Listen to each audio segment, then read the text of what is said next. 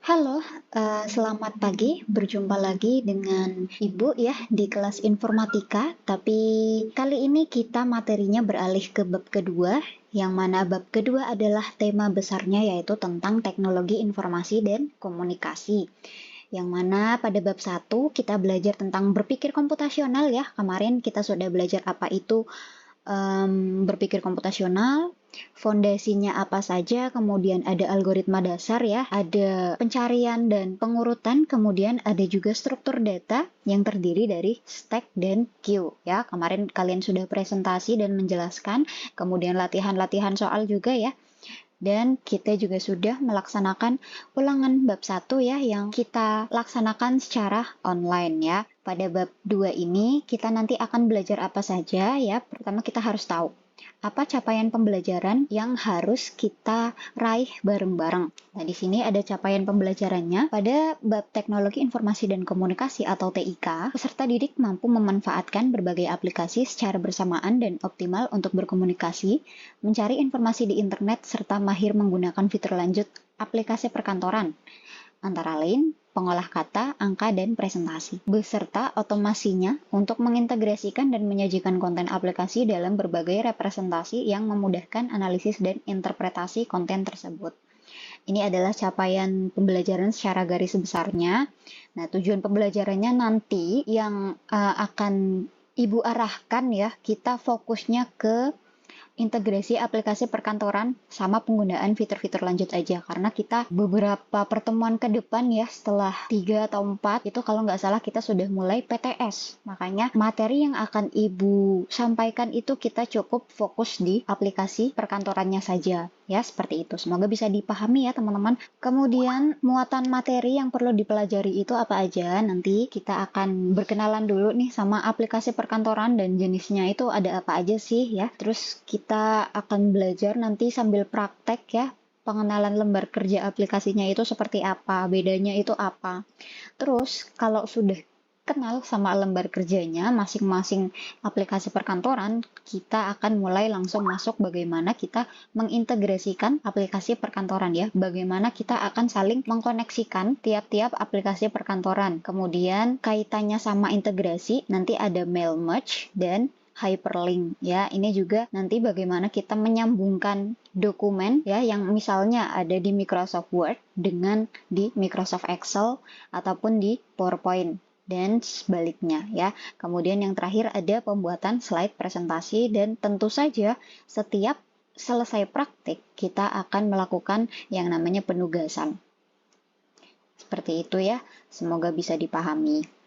Oke, mungkin kita langsung mulai saja ya. Kita masuk ke materi pembahasan, yaitu yang pertama tentang aplikasi perkantoran. Kira-kira di sini kalian pernah dengar nggak sih apa itu aplikasi perkantoran? Aplikasi perkantoran atau Office Application ya adalah serangkaian aplikasi pengolah dokumen yang terdiri dari program inti berupa Word sama spreadsheet yang tugasnya dimanfaatkan untuk menyelesaikan tugas-tugas perkantoran. Jadi aplikasi perkantoran itu umumnya yang sering digunakan di perkantoran ya, di office-office ya, untuk menyelesaikan tugas-tugas atau pekerjaan ya, walaupun nggak hanya di perkantoran saja, tapi di institusi atau di bidang-bidang lain pun kita pakai ya aplikasi perkantoran ini. Nah, biasanya itu terdiri dari apa aja? Nah, biasanya aplikasi perkantoran itu umumnya dalam satu paket itu ada 3 ini ya. Ada aplikasi pengolah kata, kemudian ada aplikasi pengolah angka, dan juga aplikasi pengolah presentasi. Ya, ini pasti kalian sudah nggak asing sama 3 ini, karena kan walaupun kalian belum bekerja ya, sehari-harinya kalian ketika kalian mengerjakan tugas dari guru, pasti kalian selalu bersinggungan sama aplikasi-aplikasi ini ya. Baik mungkin ketika kalian mau bikin laporan, mau bikin makalah ya, kalian pakai yang namanya aplikasi pengolah kata. Terus mau kalian presentasi, kalian pasti pakai aplikasi pengolah presentasi ya. Nah, apa saja sih aplikasi perkantoran? Nah, ini ada beberapa yang sudah Ibu masukkan contohnya ya. Yang jelas yang paling umum sering kita pakai itu adalah yang Office. Microsoft Office ya. Itu adalah yang paling sering kita jumpai karena memang dia aplikasi raksasa yang kiblatnya aplikasi perkantoran itu di sana. Jadi kadangkali aplikasi perkantoran yang lain itu kiblatnya ke mereka ya, ke Microsoft Office ya. Microsoft Office sendiri itu ada dua jenis ya. Yang pertama itu yang Microsoft Office yang umum, yang kalau kita beli itu sudah satu paket, sudah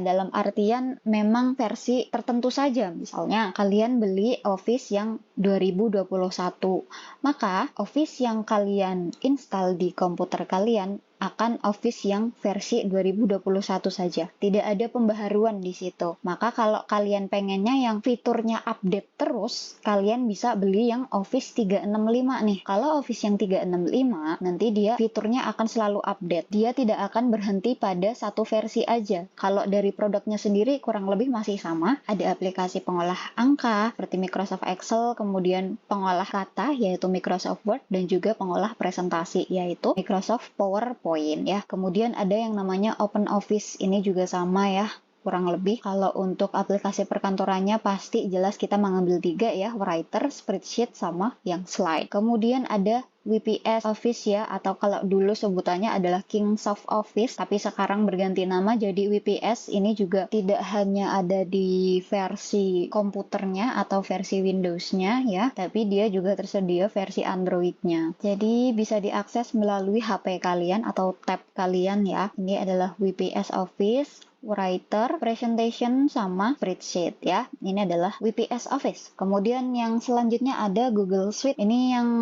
nanti kedepannya akan kita pakai dalam materi aplikasi perkantoran. Kita pakai yang versi cloud atau versi yang bisa kita akses menggunakan internet. Kalau versi Google itu ada yang namanya Google Doc untuk pengolah katanya, kemudian ada Google Spreadsheet ya untuk versi pengolah angkanya, dan Google Suite. Kemudian yang lain mungkin yang sekarang lebih nyaman kalian pakai ya, yaitu Canva. Canva juga sekarang mayoritas selalu dipakai ketika kita ada pekerjaan. Misalnya kita butuh slide presentasi, kita bisa pakai Canva untuk membuat slide presentasi, ataupun misal membuat dokumen laporan atau jurnal ya, kita juga bisa pakai yang Canva. Cuma kalau yang di Canva itu lebih casual ya, nggak yang formal. Jadi untuk fitur seperti pengolah dokumen pada pengolah katanya, misal untuk membangun sebuah daftar isi atau daftar tabel atau hyperlink, itu masih agak kurang ya, karena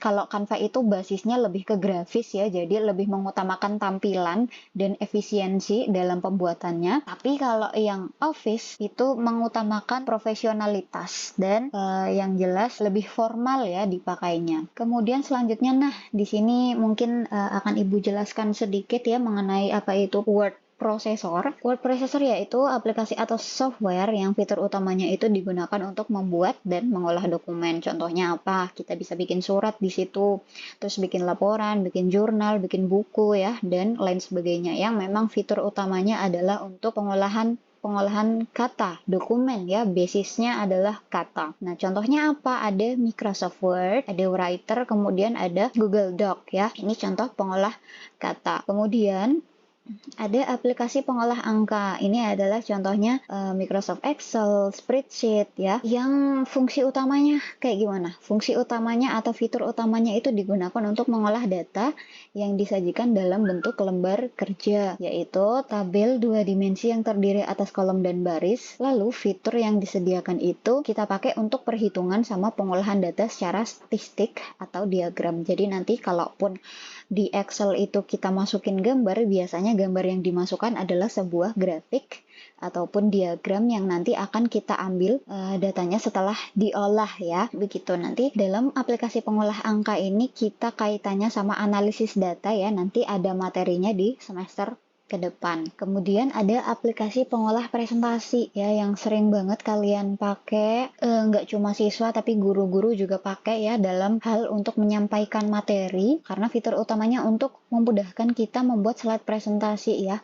Slide presentasi itu isinya adalah objek yang terdiri atas butir-butir penjelasan ya, nggak full teks tapi hanya inti-inti dari poin yang akan disampaikan, kemudian ada gambar atau video dan visualisasi objek lainnya untuk memperjelas presentasi ya. Jadi perlu diingat kalau kalian mau buat slide presentasi, jangan semua teks kalian masukkan ke dalam slide-nya ya, harus poin-poinnya saja. Nanti isi penjelasannya adalah kalian sebagai presenter yang menjelaskannya. Seperti itu ya. Oke, kemudian kita bisa mulai praktek. Nanti kita butuh komputer atau laptop, kemudian kita butuh browser ya. Kalian bisa pakai Google Chrome atau mau Mozilla, Microsoft Edge dan lain sebagainya ya. Kalian bisa pakai search engine apapun. Kemudian nanti setelah itu kalian pakai akun Google kalian ya untuk login di browser tersebut. Nah, kemudian kalau sudah login, kalian buka link Google Drive yang sudah Ibu share. Nanti untuk pengumpulan tugas, pengumpulan hasil prakteknya nanti akan di sana. Kalau sudah, ketika kalian masuk di halaman awal Google Drive-nya, di folder yang sudah Ibu share ya, linknya, kalian bikin dokumen kosong. Di Google Drive yang sudah Ibu share linknya ya, pada folder yang sudah tertera di sana, kalian pilih Google Dokumen, terus buka dokumen kosong. Kalau sudah, kalian bisa ganti rename ya nama file kalian di pojok kanan atas user interface-nya dengan ketentuan pertama kelas, kemudian underscore nomor absen kalian, kemudian underscore nama lengkap kalian ya. Nanti kalian gantinya pada bagian sini, dokumen tanpa judul kalian rubah dengan format nama file yang sudah Ibu kasih ketentuannya seperti ini. Nah, ini adalah lembar kerja Google Doc-nya ya. Akan Ibu jelaskan sedikit. Nah, di sini ada pertama minibar ya yang berisi judul dari dokumennya, kemudian ada beberapa fitur ya seperti fitur favorit, kemudian ada file dan juga nanti ada status dokumennya nanti akan muncul di sini. Kemudian ada toolbar di sini. Toolbar itu berisi menu-menu utama yang kita pakai di lembar kerja Google Doc. Misal kita bisa merubah fontnya, ukuran fontnya, kemudian perataan paragrafnya ataupun ukuran spasinya. Kalian di sini juga bisa menambahkan numbering ya atau penomoran. Terus ada yang namanya roller. Roller ini biasa dipakai untuk membantu kita dalam mengatur paragraf agar lebih presisi. Kemudian di samping kiri ada navigation pane. Nah, terus di sini ada area kerja Google Doc-nya seperti ada lembaran kertas ya. Ini kalau Google Doc itu tampilannya seperti ini. Nanti kalau yang spreadsheet tampilannya akan berbeda lagi. Nah, kemudian ini ada fitur kolaborasi ya. Kalau kalian pilih bagikan, itu nanti bisa kalian share file ini ke orang lain ya. Kemudian akan bisa kalian atur apakah orang lain bisa mengedit file kalian juga atau cuma hanya bisa melihat saja. Nanti kalian bisa mengaturnya di bagian sini. Selanjutnya ada lembar kerja yang spreadsheet. Praktek pertama kita itu kaitannya dengan integrasi antara Google Doc dan spreadsheet, maka kita fokusnya di dua itu dulu aja ya. Kalau yang Google Slide nanti kita bahasnya di pertemuan selanjutnya.